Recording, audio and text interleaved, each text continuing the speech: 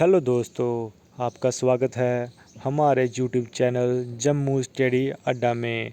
जैसे कि आप देख सकते हैं, हमारा आज का टॉपिक रहेगा जम्मू कश्मीर रीऑर्गेनाइजेशन एक्ट 2019। और आपको पता है कि पिछले साल मार्च में जो एग्ज़ाम हुआ था उसमें इसके बहुत सारे क्वेश्चन पूछे गए थे और इस बार एग्ज़ाम टफ होने वाला है, तो हम इसको डीपली स्टडी करेंगे। चलिए स्टार्ट करते हैं जम्मू कश्मीर रीऑर्गेनाइजेशन एक्ट 2019। सबसे पहले हम पढ़ेंगे लेजिस्लेटिव बॉडी या लॉ मेकिंग बॉडी। ये कौन होती है? ये होती है पार्लियामेंट। और पार्लियामेंट के पास पावर रहता है reorganize of the state border line. मतलब जैसे एक पूरा आंध्र प्रदेश था और तेलंगाना जो है आंध्र प्रदेश से अलग कर दिया, स्टेट को डिवाइड कर दिया। और अभी आप देख सकते हैं जम्मू कश्मीर था, जो कि जम्मू कश्मीर यूटी अलग हो गया और लद्दाख अलग हो गया। ये सब कौन कर सकता है? ये लॉ मेकिंग बॉडी पार्लियामेंट जो है ये सब कर सकती है।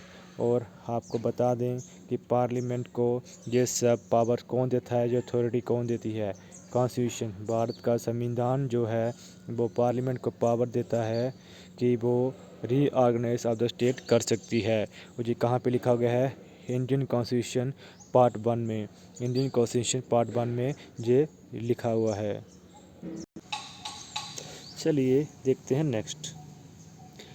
और total part of Indian constitution, जो टोटल पार्ट है इंडियन कॉन्स्टिट्यूशन के, वो आपको बता दें 25 है। टोटल पार्ट जो है 25 है। और जो पार्ट 1 है वो डील करता है रीऑर्गेनाइज ऑफ द स्टेट। ये आपको ध्यान रखना है, ये एग्जामिनर पूछ सकता है कि पार्ट 1 किससे डील करता है? रीऑर्गेनाइज ऑफ द स्टेट से डील करता है। वो पार्लियामेंट किससे बनता है? लोकसभा, राज्यसभा और प्रेसिडेंट को मिला के पार्लियामेंट बनता है। चलिए नेक्स्ट पढ़ते हैं। अभी देखिए, ध्यान से देखिए आप, ये एग्ज़ाम में पूछ सकता है कि Lok Sabha Rajya Sabha has equal power to introduce the reorganize bill. मतलब कि लोकसभा और राज्यसभा के पास बराबर पावर है कि इस बिल को, जो रीऑर्गेनाइजेशन जो बिल है, इसे इंट्रोड्यूस कर सके पार्लियामेंट में। ठीक। और आपको जब पता होना चाहिए, जम्मू कश्मीर का जो हुआ था अभी, जो अपना जम्मू कश्मीर रीऑर्गेनाइजेशन एक्ट था, वो सबसे पहले राज्यसभा में पेश किया गया था। और लोकसभा राज्यसभा दोनों के पास इक्वल राइट है, कोई भी जो है ये इसको इंट्रोड्यूस कर सकता है। पर जम्मू कश्मीर वाला राज्यसभा ने इंट्रोड्यूस करवाया था, ये आपको पता होना चाहिए। चलिए बढ़ते हैं आगे। अगला है आर्टिकल 1। ये बहुत इंपॉर्टेंट है कि आर्टिकल 1 किससे डील करता है। ये एग्ज़ाम में पूछा गया है कि आर्टिकल 1 डील करता है इंडिया, दैट इज़ भारत। और सेकंड, आर्टिकल 2 पढ़ेंगे हम आगे। आर्टिकल 2 क्या कहता है? आर्टिकल 2 कहता है admission of those state which are not the part of Indian union. मतलब कि ये कह रहा है कि एडमिशन करना है उन स्टेट को जो इंडिया के पार्ट नहीं है।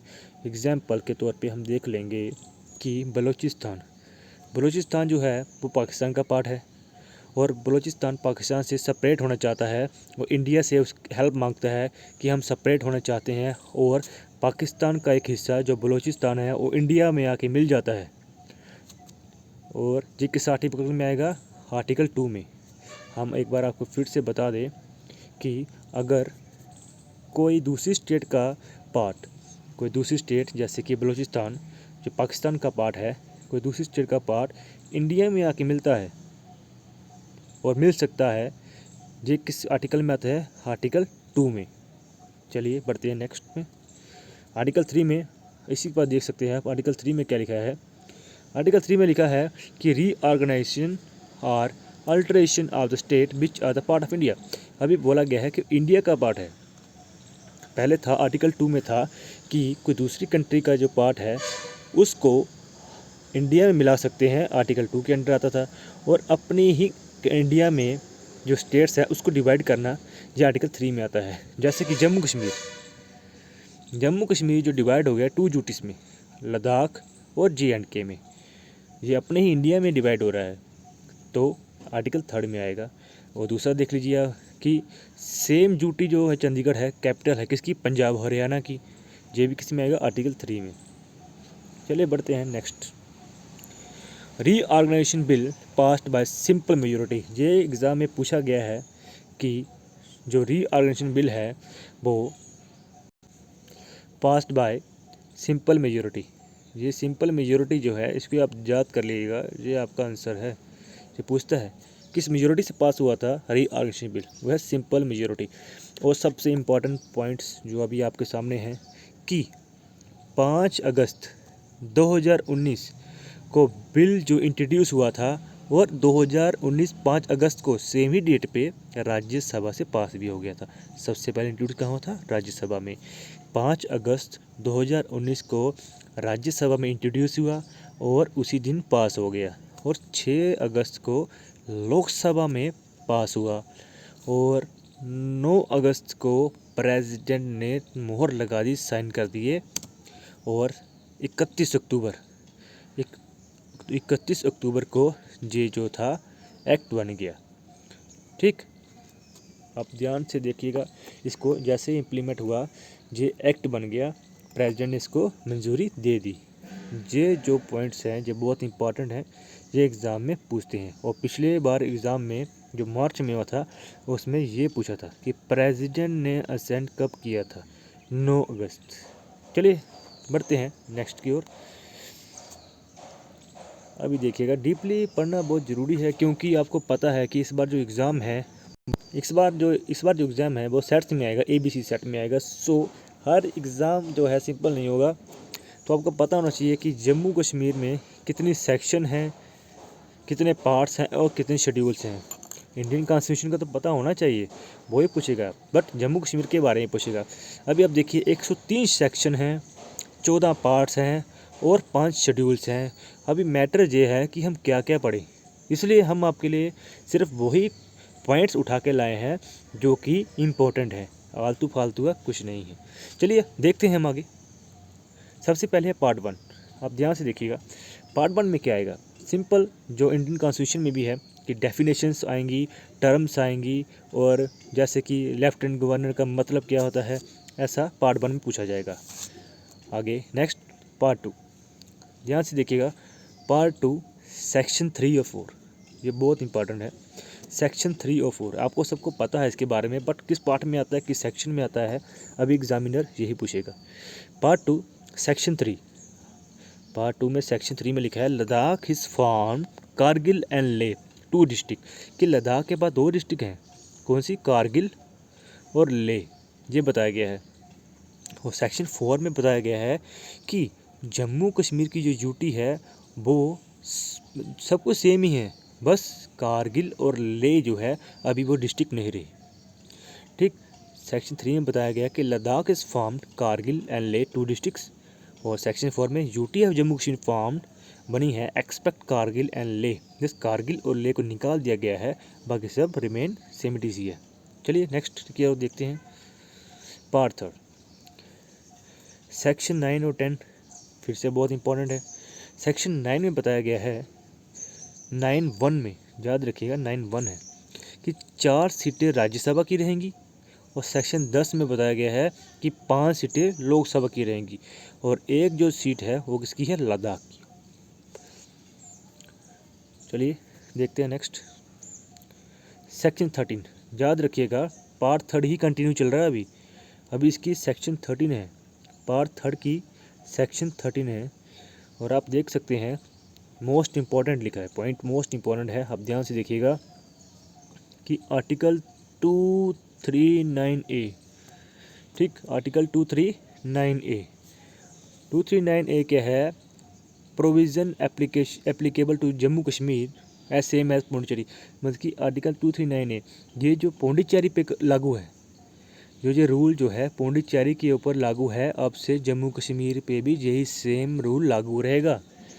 आपसे एग्ज़ाम में पूछ सकता है कि कौन सी कंट्री, जो कौन सी स्टेट से ये जो 239A जो है आर्टिकल लगाया गया है जम्मू कश्मीर पे, वो है Pondicherry.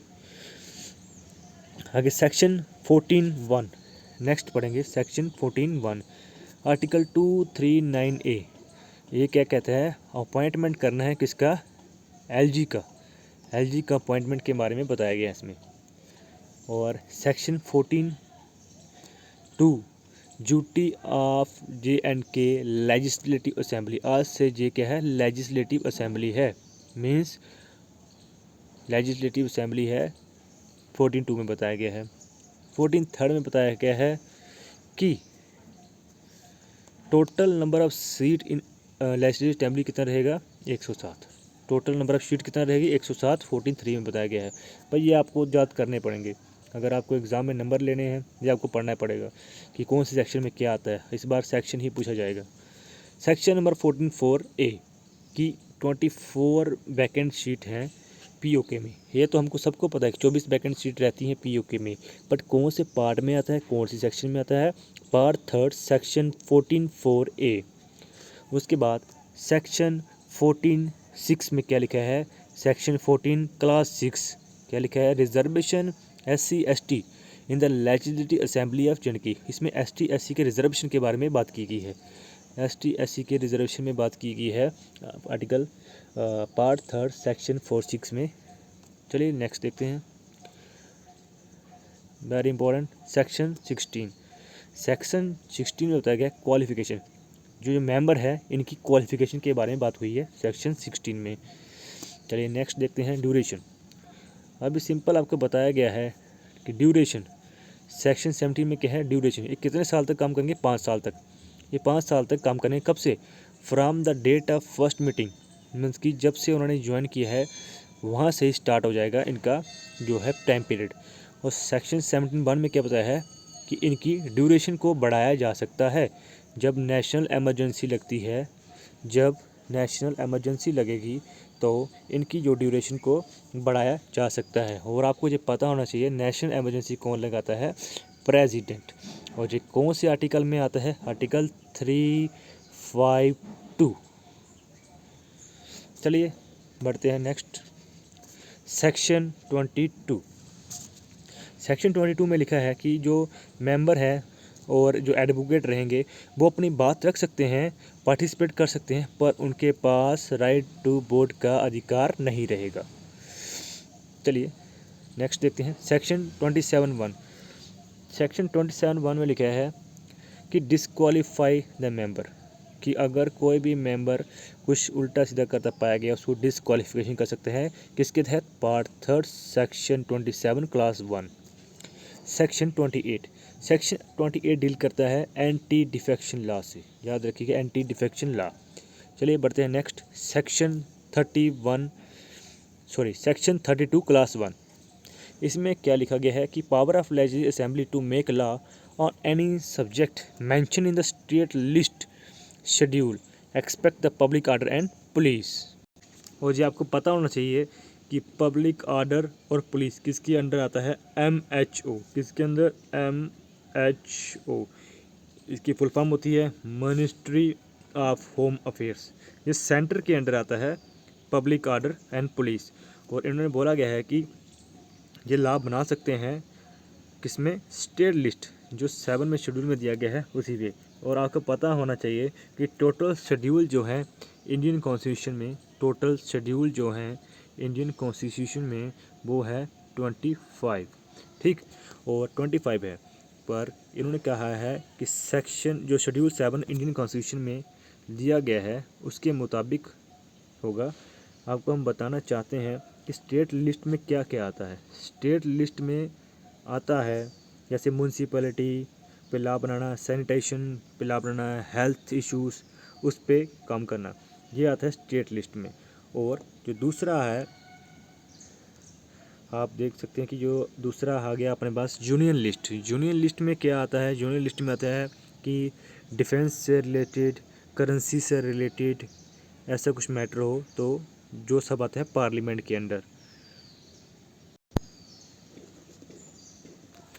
Section 32 class 1, power of legislative assembly to make law on any subject mention in the state list schedule 7 की जो पावर है लेजिस्लेटिव असेंबली की लॉ बनाने की किसी भी सब्जेक्ट पे, जो सेक्शन जो शेड्यूल 7 ऑफ स्टेट लिस्ट है उसके तहत, पर पब्लिक आर्डर और पुलिस पे नहीं बना सकते। पब्लिक आर्डर और पुलिस किसके अंडर आती है? वो आती है MHO, ministry of home affairs, और जो सेंटर के अंडर में आता है। आपको पता होना चाहिए कि स्टेट लिस्ट जो है 7 शेड्यूल है इंडियन कॉन्स्टिट्यूशन का, उसके मुताबिक ही काम करेगा। और आपको पता होना चाहिए कि इंडियन कॉन्स्टिट्यूशन में कितने शेड्यूल्स हैं, टोटल शेड्यूल्स हैं उसमें 25।